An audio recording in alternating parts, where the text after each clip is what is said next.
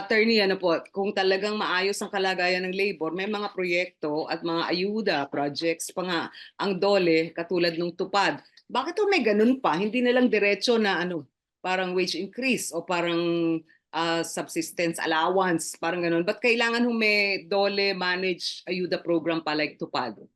Kumbaga, inclusive po ang programa ng DOLE, ano? Tinitingnan na meron pa rin po ng mga displaced, disadvantaged workers, kayo yung mga hindi agad-agad makahanap ng trabaho. At yun po ay binibigyan natin ng emergency employment. And para hindi lang po emergency employment, even livelihood po. Nagbibigay po tayo ng livelihood, either individual livelihood assistance or for group projects. At ang individual po, nagbibigay po kami ng 30,000 for livelihood at ang for group ay hanggang 1 million o 1.5 million for the group livelihood.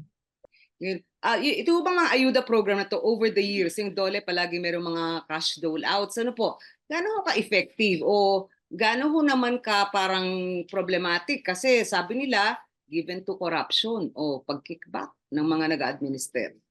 Meron pong kaming mechanism, meron po kaming investigation team, ano, pinapatawag namin at kung makikita namin na may ebidensya, bina-blacklist namin at nire-refer namin ito sa DILG for proper action. Okay, marami ho ba kayong ganon na na-refer na sa DILG na mga bad employers o mga bad enforcers ng tupad program?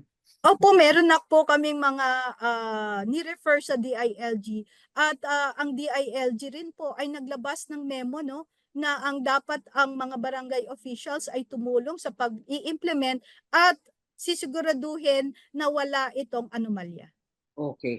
Mag-i-eleksyon po. Sabi nila, itong mga ayuda program na to, minsan talagang nagiging parang pitaka ng mga kandidato, lalo na yung mga re-electionist. So kumbaga, abuse of state resources daw nangyayari. Paano ho nyo masisiguro na hindi mawawaldas itong mga ayuda programs na to ng mga kakandidato?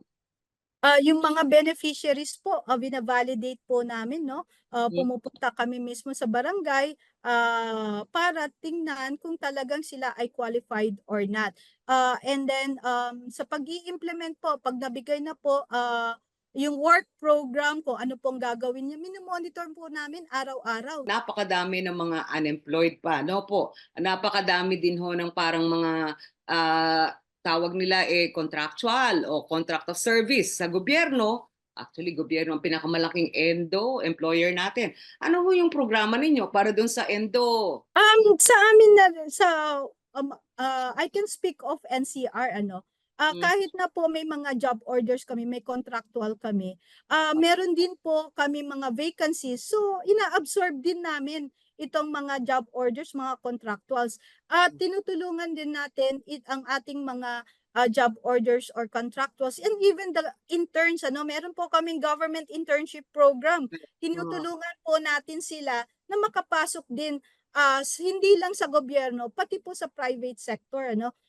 Nagkakaroon po kami lagi ng job fair and medyo focus na nga rin po ang ating mga job fairs kung ano po yung mga skills na kailangan medyo sa specific industry like sa manufacturing o kaya sa iba pang other sectors, nagkakaroon na rin po na specific job fairs para sa mga senior high school, no po, graduates. So tinitingnan po natin lahat ito.